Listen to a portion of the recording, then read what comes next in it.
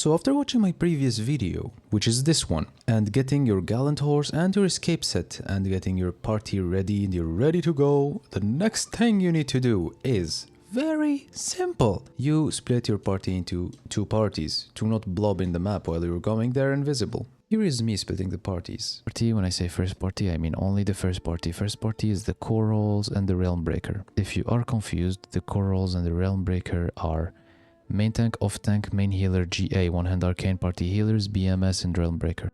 Those were the roles. So now let's have a cool transition and get right into the dungeon.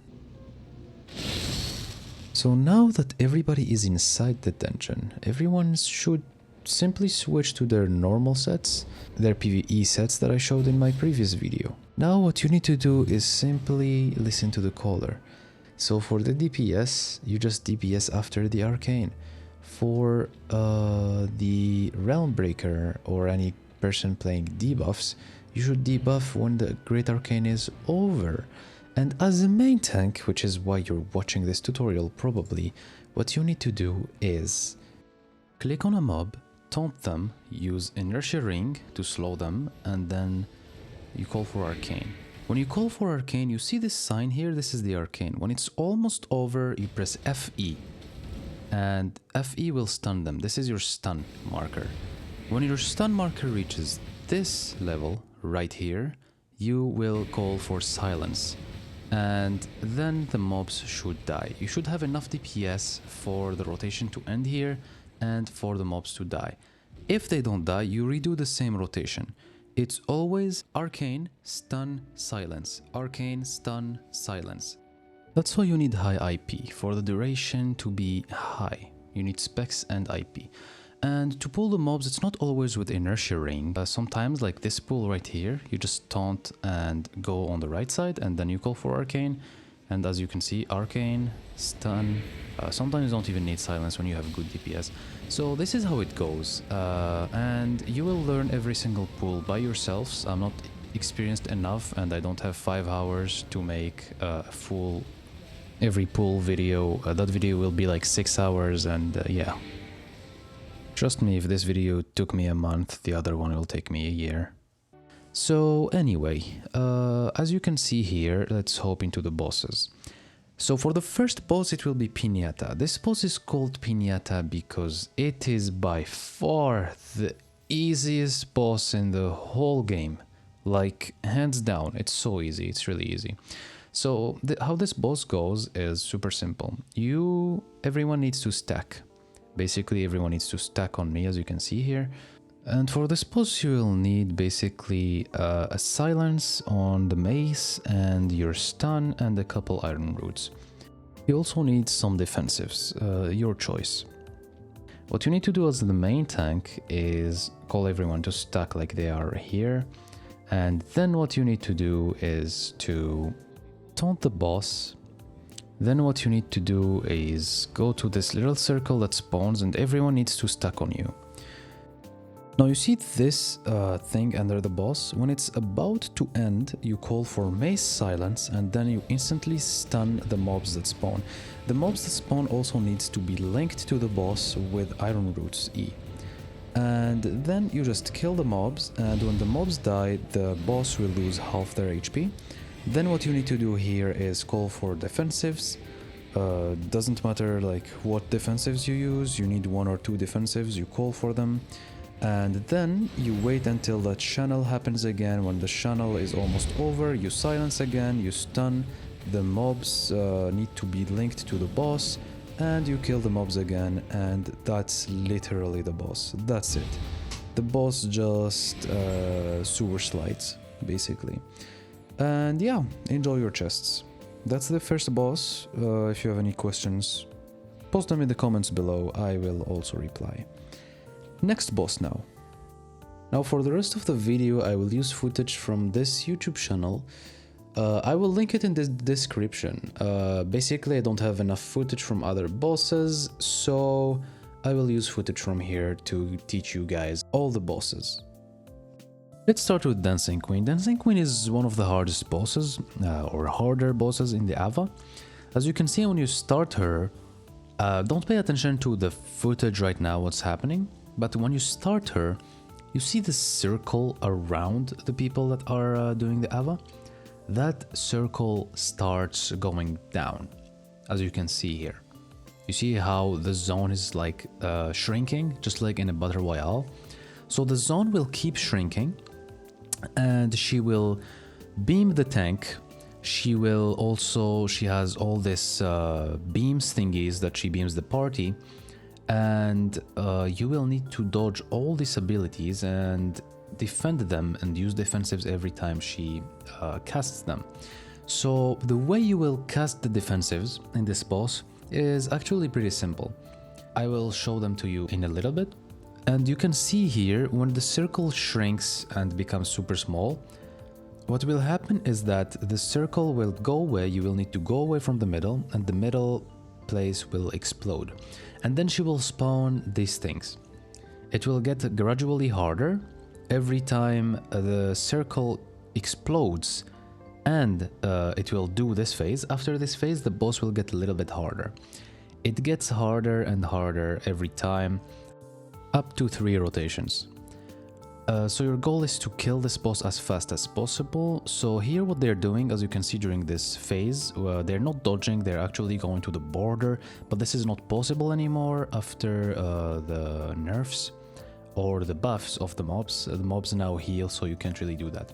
So now let's go into a rundown of how to do the boss.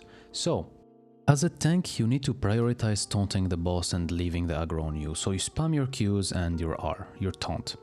When you start the boss, you will call for the first defensive. When you start it, after like 1 or 2 autos, you call for the first defensives. And when the beam, this beam that is happening right now, is over, you wait for 1.5 seconds and then you call for another defensive. Around 1 to 2 seconds. So you call for another defensive, and you keep doing the same thing. If you want to know what the defensives are, watch again my first video. It will be linked in the description too. So as you can see here, you just keep doing that. You see the ball that is roaming inside with the party? That ball needs to be either dodged, or you need to use Night Helmet for it. You use Night Helmet so that that ball does not knock you. Right now in the first phase there's only 1 ball, then there will be 2 balls, then there will be 3 balls. So you need to be careful about that and not let it knock the party outside of it. After that, as you can see, like this is after the second phase. This is the end of the second phase basically. And what happens here is that everyone needs to dodge the balls while doing DPS. You cannot do what they're doing in the video anymore. You cannot go to the sides. The boss will heal like crazy. You need to stay. Everyone will dodge the balls and DPS at the same time.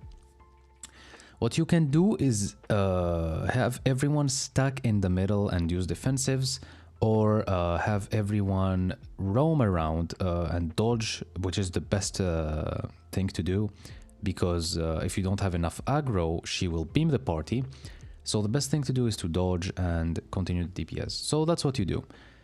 When the boss reaches 60% HP, okay, or usually on the second phase, what you need to do is pretty simple actually. You need to call for defensives every time the beam is over. You don't wait for that 1.5 seconds anymore.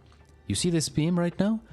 Right now you call for defensives. When it ends, you call for defensives. And when the boss is under 30% HP, you will need to call for defensives when the boss is halfway, not halfway, but 80% down that beam thingy. So when she's beaming, before even the beam stops, you call for the next defensives. So it gets gradually harder, but it's not too hard. It's nothing too hard really. Solely enough. As you can see, when you don't dodge, that's what happens. You just get one shot, and you just keep doing this for the boss. The boss will it depends on the tier and depends on how much the boss heals and how much DPS you have. The boss will beam you personally sometimes. I'm not talking about the big beams. I'm talking about the boss beaming specifically you. When the boss beams you, use dodge roll or use your soldier helmet. to dodge that as a main tank, because in lower tiers you can just tank it, but in higher tiers you will need more. You will need defensives with your boots or your shoulder helmet to do it. This is one way of doing the boss, and this is the way I prefer personally. And yeah, that's how it goes. I hope it was explained well enough. Yeah, because otherwise I will like never release this video. I'm really sorry, but I don't have much time for the editing, so it is what it is. Let's go now to the next boss. This boss was explained well enough, I guess. And also you need to prioritize dodging. Everyone needs to dodge. So yeah, that's what you need to do. Nothing too complicated, and yeah. Also, when Knight Helmets are on cooldown, what you can use is Guard Rune, which is the W from maces. The Incubus mace, basically. Also, as another tip, you see when this phase starts? When this phase starts, what you're going to do is be closer to the boss. The closer you are to the boss, the slowest the balls are, and the easiest it is to dodge. As you can see here, this main tank is very close to the boss, and that's how he's basically doing this. This is much more complicated. They are doing a 10-man Ava, so it's much more complicated. You need like to time your cooldowns, and everyone needs to really dodge because you don't have a lot of defensives. But yeah, you also need the Assassin Hood on some defensives to have enough cooldown, etc. This is much more advanced. Also, when the circle is about to explode, you need to use full defensives. The middle circle in the middle, when it's about to explode, you need to use full defensives there for the party to not take a lot of damage from the beam, because they can't dodge a lot. And that's it for the Dancing Queen. For the Basilisk. It's actually pretty simple. So this boss is kinda hard, but not really once you get used to it. So you just start the boss normally, you just get healed and stuff like that. When he does this ability that she just did, you just press W on your mace. This is the abilities you play from, by the way, you can just copy. You press that W, and then what you do is you just keep tanking the boss. He will do that again, or the fire thing. If he does this fire thing, you just go behind him, or you shield it with your helmet, or you just press F and dodge it.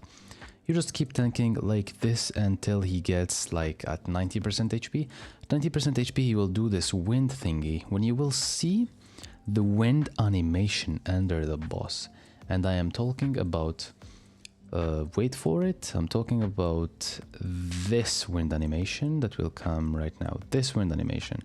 That means he's gonna throw wind walls. Your team, your parties, by the way, you will need to split them into 2 parties. They will need to use Knight Helmet and Guard Runes from the maces. And this is the rotation, it just keeps going. It keeps going until the Bazi reaches 60% or 80% HP, I really forgot. But when he reaches that point, you just keep DPSing, by the way, you just stack and keep DPSing. For the first phase, this is the first phase basically. And when his HP gets below, I think it's 80%. It's not 60%, it's 80%. 80% HP, which is right now, around right now, the HP of the Bazi. What you need to do is wait for a certain cast that you will see under the boss again, which will be the Cleric cast. There's 2 ways to do the boss on the second phase. The first way is you all spread when he does that, and you just rotate defensives from defensive to defensive. Or the second way to do it, which is the way everyone does it, which is the right way and the easier way, except if you really want to be time efficient. That was the Cleric buff, by the way. You run out. On the Cleric buff, you run out. Don't be like this light color. Just run out. When you run out, what you will do is, after the animation of the Cleric debuff, you will just come back and keep DPSing, and that's the rotation. You just keep this rotation forever. He will not do wind walls anymore, and you will need to spread the party, because if you stay together with the party, what will happen is that you will take a lot of damage, because it does damage around you, which is of course stackable. So if you are close to another person, when the explosion happens, you take much more damage. So yeah, just make sure you spread well.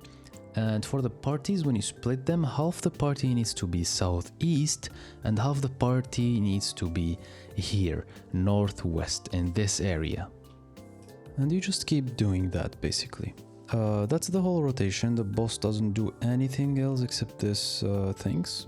Do not stand behind the boss. Nobody should be standing behind the boss when spreading, because he will do a certain attack with his tail and it will do a ton of damage. So that's it. For the second way of doing it, everyone should spread. There is no run out when he does the cleric animation thingy. Nobody should run out, but everybody should spread, and you should do defensive after defensive. First defensives, and then second defensive, and then third defensives. When third defensives are over, you go back to first defensives, and you just keep doing that. You need to have fast cooldowns and enough defensives to do that, and enough royal jackets, basically. It's much easier, and the right way of doing it is the run out way, and yeah. Also, when you split the parties, the northwest party, when you call for run out at the cleric debuff, they should run out to the northwest. They should run out to the chest and go behind the chest, instead of going out like the party that is southeast. Also, occasionally, you will see this big circle appearing on a random player. If you are doing it with the run out way, you shouldn't care about it. But if you are doing it with the spread way, that person with that circle should always and always and always go to the tank, the main tank. Well, I hope this one was also clear. So here it gets very interesting. Construct. So the construct is probably the hardest boss if you don't know what you're doing, but it's really an easy one when you know what you're doing. When you know what you're doing, this is one of the easiest boss. So the way this boss works is the tank tanks all the damage and all the autos. And basically what the party needs to do, and it's super important, is to bait. You see now, like when the robot is like, the boss is like turning on itself. When it does that, it shoots the 5 electrical fields that you see on the right side of the screen right now. So those electrical fields are shot every time he starts rotating. When you see the animation of the boss rotating, you need to send 5 baiters. Why 5 baiters? Because you'll see, he will spin in a bit. Look, he's spinning now. You see this sign here? This says 5, so you need 5 baiters. 5 people need to bait with dodge roll on their boots, and those and everyone else need to be standing still, not moving, because he will shoot not only 5, but he will shoot unlimited amount. You just need to bait 5 so that he doesn't start shooting cannons and doing much more damage. So there is something very important also, is that the boss always starts, every time he autos you, he stacks something. And that boosts basically the damage that he does with each auto attack. So it is very important to leave those stacks not too much. When they reach like 15 or 20, it depends really on how much you can tank. If you see that the boss is doing too much damage to you, you need to move the boss from the south corner to the north corner. It's the same corner, and you can see the position of people right now. This is how it always should be. Like the tank in the corner, 5 people of the main roles with the defensives on the right side, and the rest on the northwest side. You need the frost people that are playing frost DPS to always be on frost beam on this boss. you really need Frost Beam because it slows his auto attacks, and his main damage is auto attacks. When he gets low, when this boss gets super low, instead of 5 baiters, you will see 10 instead of 5 on the electrical sign, like on the Stalker Jacket sign, let's say, before he shoots. You will see 10 instead of 5.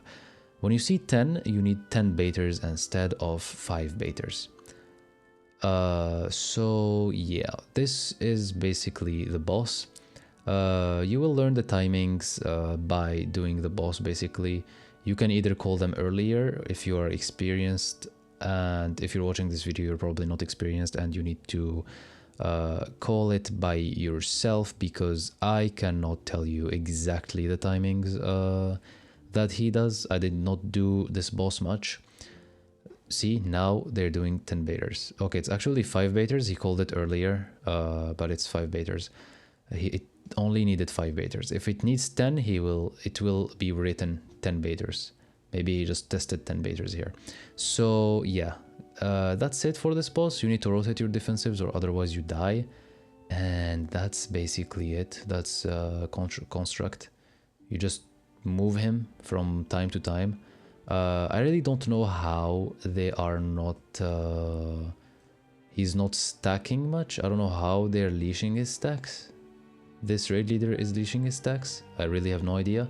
But what I've been seeing and what people do in all the avas that I did as a DPS is moving him from the south corner to the north corner. That's it. Hello guys, so I figured that the rest of the bosses, which is like this Knight Captain and the final boss, I'm going to do them just like this, like just watching a video. By the way, I will put the link of this video later. I'm using the video of this person, Fritz John. So here you can see that when you start the boss, there is this little thing here, shrine. So this shrine allows you to not get one shot by the boss and not take a specific type of damage. And what you need for that is obviously to drink it in the beginning. As you can see, you drink it. You can drink it before you taunt the boss, like so. You taunt the boss and then you drink that shrine. This is the main tank, so this is the person you would be. And as you can see, your goal is to, as you can see, like the boss just autoed this person and this person instantly died. So the boss needs to have aggro on you. And you tank this boss with an incubus, as you can see here, and the shield. And your goal is to not lose aggro to this boss. As you can see here, he kind of lost aggro. And in the first... okay, I think they're gonna leash. I didn't see the video yet. So in the first HP bar, or not even HP bar, like until the boss gets to 90% or 80%, he will just do autos and he will do a certain ability that will knock the people in front of the boss. This ability here, you see, like the boss is charging it, this ability here, and he's going to hit it. As a main tank, you just need to dodge that one using your dodge boots, or you just turn around the boss, because during that animation he just does it in front of him. You can just go behind him. Okay, here they're going to leash the boss, I think, and restart it.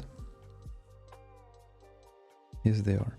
So as you can see, everyone stands behind the boss in the beginning. Then you start like taking aggro of him. He does this thing, you just turn around the boss. Easy peasy. And this will be the case until the boss gets lower, like 90% HP. At around the 90% HP, where is it? The boss will start to do a reflecting. There you go. When he does this reflect, as you can see, like the people with the knight helmet need to drop knight helmet, and you need to drop like guard rune to make people not get knocked, because this circle here will get people knocked.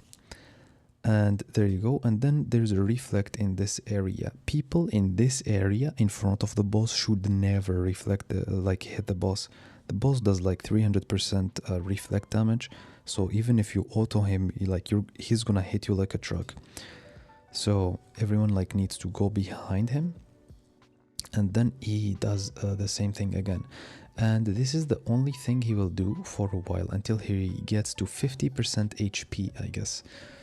I mean, the rotation changed a little bit after they added the fact that bosses are healing because of just a bad game design. But yeah, as you can see here, let's go forward until he starts doing the third ability. You just continue tanking. Okay, well, holy shit. You just continue tanking him normally until 50 or 60% HP. He will start jumping, which is his third ability. This is one of the easiest bosses, by the way. Okay, same reflex stuff. Okay, there you go. And then sometimes when he reaches 50%, he will start jumping after the first two abilities. There you go. You see this jump? When you see him jumping, you always call for defensives. Obviously, every attack, like everything he does, he channels, you call for defensives, except for the thing that knocks you because it's easily dodgeable. Other things you need to call for defensives. And this is his third attack. There's only one more attack that we will see. And yeah, so basically his rotation is pretty simple. He just reflects and then jumps. Like sometimes he does the jump and then he reflects. It's a bug that can happen sometimes. It's very rare, but it can happen. So you can either act on reflex or just wait for him to do his abilities. You can count the autos. Because like he does like 4 or 5 autos and then he does an ability. There you go, see, he jumps. Now he's gonna do like 2 autos. There you go. And then reflect. Then you go behind him and then he jumps right afterwards. And then he autos a little bit. Like 4 autos, around 4 autos, if I'm not mistaken. There you go. And then when he reaches like 20% HP or 30, I can't really tell how much this is, he will do this. And here he reaches his full rotation. When he does this thing, everyone needs to stack and you need to put full defensives on it because he will do a lot of damage basically. Everyone needs to stack and full defensives so that the party does not explode, see? That explosion will kill everyone if you don't use defensives. So you use Enfeeble Aura, you use your Incubus Mace skill and everything that can defend, like as you can see the Judy armor, etc. After it he always jumps. After that explosion he always jumps, or if the rotation is broken with the bug I told you, he will reflect instead. And you just rotate him like this. He jumps, so basically he does the explosion thing, he jumps and then reflects and then jumps again.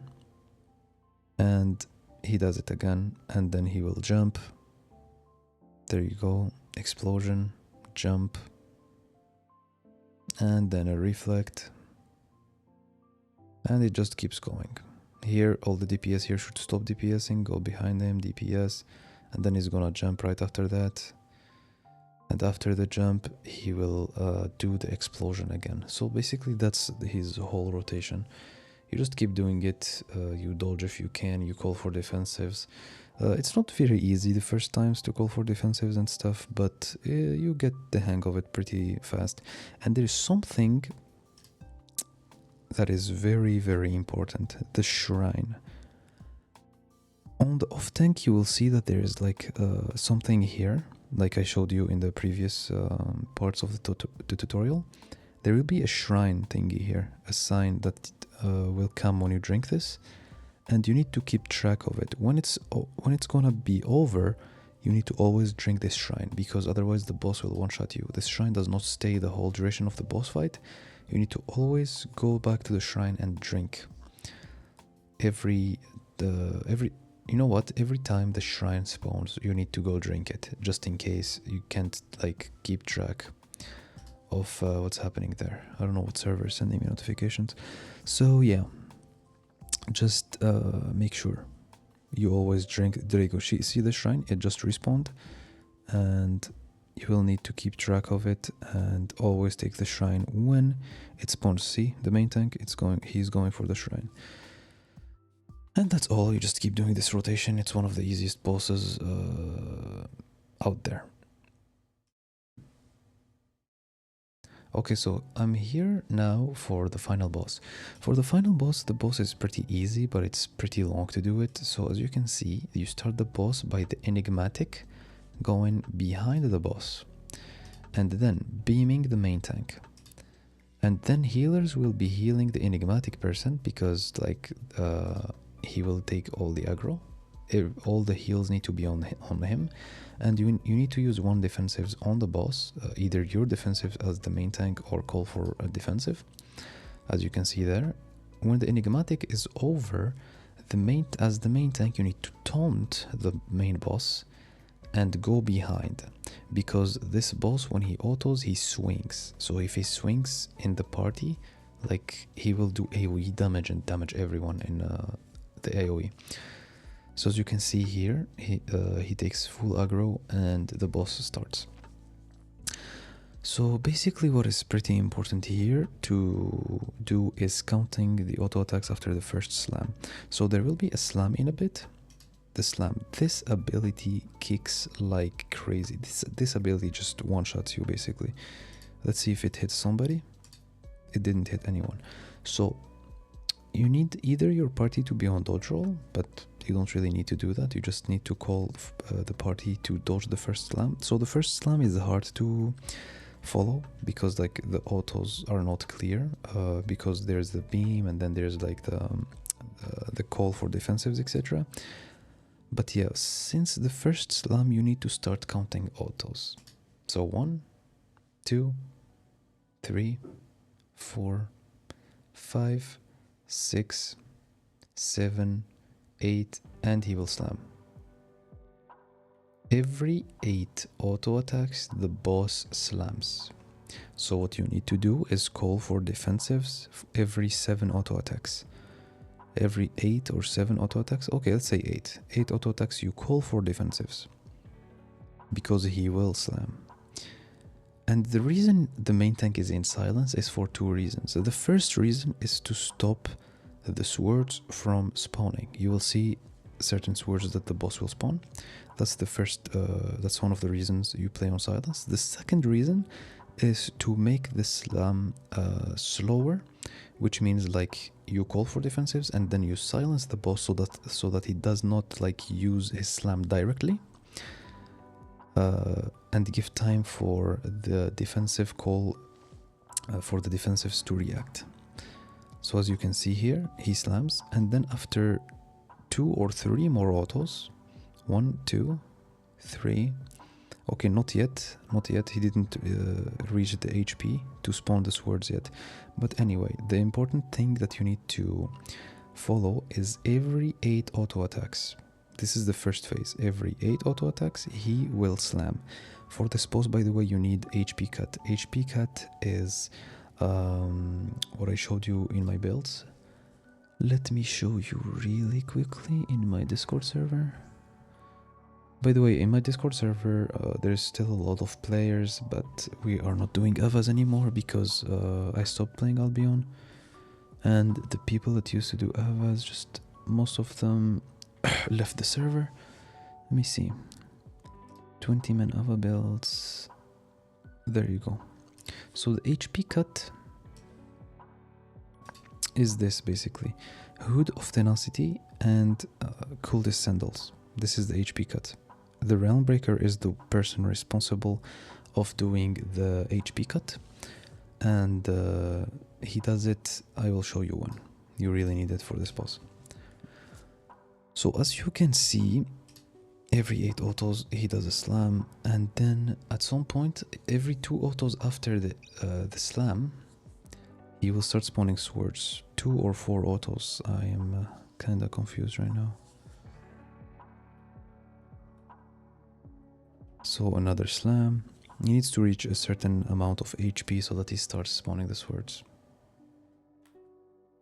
So it really depends sometimes. Like it's hard to take track of it because it depends on your DPS and how fast he gets to that HP. How old is this? 5 months ago. There you go. Now he spawned the swords. You see the swords? If you... After the first swords, you can actually prevent the swords from spawning in this first phase. So as you can see, he will slam every 8 autos he slams, obviously. Now he will slam, and then after 2 or 3 autos, it depends. 1, 2, 3, 4, 6 autos after that. Is he spawning swords? Yes, he's spawning swords. Sometimes 6 autos, I have no idea what's going on here, but he does it. He's supposed to do it like 4 autos or 2 autos afterwards.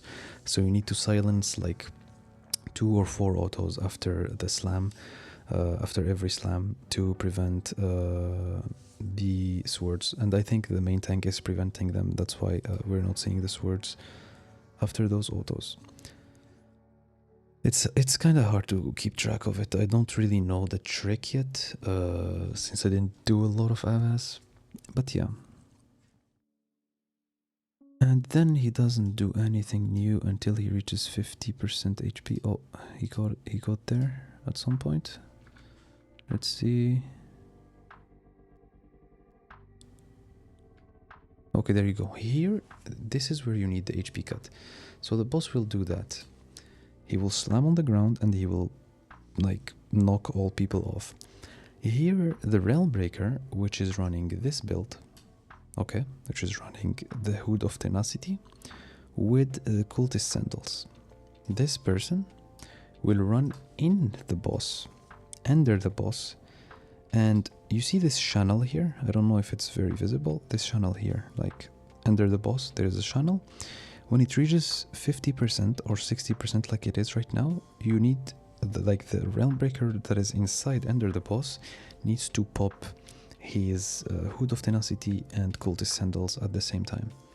As you can see here, he pops it, and by the way, of course, obviously, he will take a lot of damage when he's inside, so beam him with the Enigmatic and heal him always. And then the boss continues. Here the boss will do something new, 2 things new. One of them is the beam. So the beam here, he's beaming somebody. When he beams somebody, that person cannot do anything and is flying. So the healers, the party healers, need to be healing them, and the enigmatic needs to enigmatic that person, that specific person. Like this, you can see you beam the beam basically. You just beam the beam. And then he does 2 autos, and then he does a slam. There you go. This swords, you cannot really prevent this swords. You here in the second phase, you use the silence to make the slam slower after the 2 autos for your defensives to be able to use their defensives. So as you can see here, 2 autos, and then he does a reflect. This reflect does a lot of damage also, so try to not DPS, or if you are good enough you can DPS and walk at the same time. It's pretty easy. And then he does 2 autos and then a slam. Here he's silent, so he didn't slam directly, and then he slams. The party needs to always dodge these swords. There is some people that say that you can bait the swords, and they are like, you know, like experienced players. And the reason they say that is because like it used to be something. It used to actually be a thing to be able to do that, to be able to bait the swords. And also there was a bug where if you do not move, the sword will always like you know, like spawn on you and not do damage to you. But a lot of things have been patched, so you can try those out, but most of them don't work anymore. So just dodge it simply. That's why non-experienced players, it's better for them to be on dodge roll.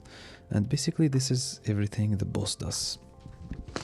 By the way, now it's 6 auto attacks. Every 6 auto attacks he does the slam thingy. And after every special ability, the beam or the reflect, he slams after 2 autos. So see, he does that, and then 2 autos, and then a reflect. There you go. Then after the reflect, what the boss will do is 2 autos and then slam. There you go, slam. And then here he will do 6 autos. 1, 2, 3, 4, 5, 6, and then he's gonna slam. And after the slam, he will do 2 autos into beam. He's gonna beam someone now. There you go, beam.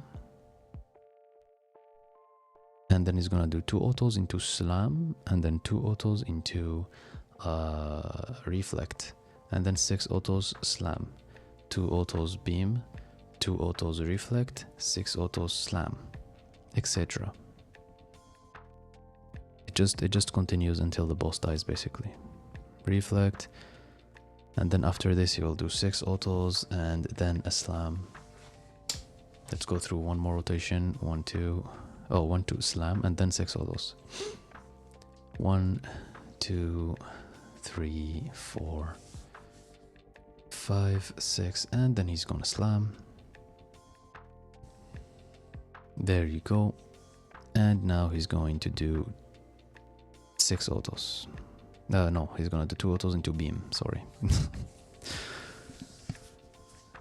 Kinda getting a little confused. I'm not even in Ava and I'm confused. And now he's gonna do 2 autos into a slam and then 2 autos into a reflect. There you go, now 2 autos into a reflect. And that's the rotation. And it's kind of hard to get, you know, like used to it. You need to do like, I don't know, like 10 avas, 20 avas, leading them. And then, you know, it will become just a reflex to call defensives and stuff like that. You'll just get used to it. Don't stress. Don't take people that are annoying or that you know, like just don't really play the game because it's a game and it's fun. Like, you know, people that literally take the game more serious than their own life. And yeah, just enjoy and learn, and after 10-20 avas you will do great. And this was the guide. I hope you liked it. I'm sorry for the quality of the guide because, as you saw, like the more the guide went on, the lower quality it became. And that is because I did not have the footage, I did not have the time, and to be honest, I am literally fed up from Albion. I am stopping this game to become a deadlock content creator. But yeah, I hope you will enjoy the video because there isn't really a good Avalonian guide out there. So yeah, I hope this one helped to add some informations on mobs. I'm gonna show some little informations to help you with the normal pools instead of the bosses. Let's hop into that. Spears and knights do this before chasing you. Monk's aggro is always random. Always random. Birds cannot be stopped, or silenced, or stunned. And that's all for the video, everyone. Thank you so much for watching. Thank you for all the supports. Don't forget to like the video and join my Discord server. There's a lot of Albion players. There is a little market there. And yeah, even though we're not doing like avas anymore, maybe we will do some avas if I get enough people and a lot of people, etc. I do not mind that. Thank you for watching and see you again in another video. Bye.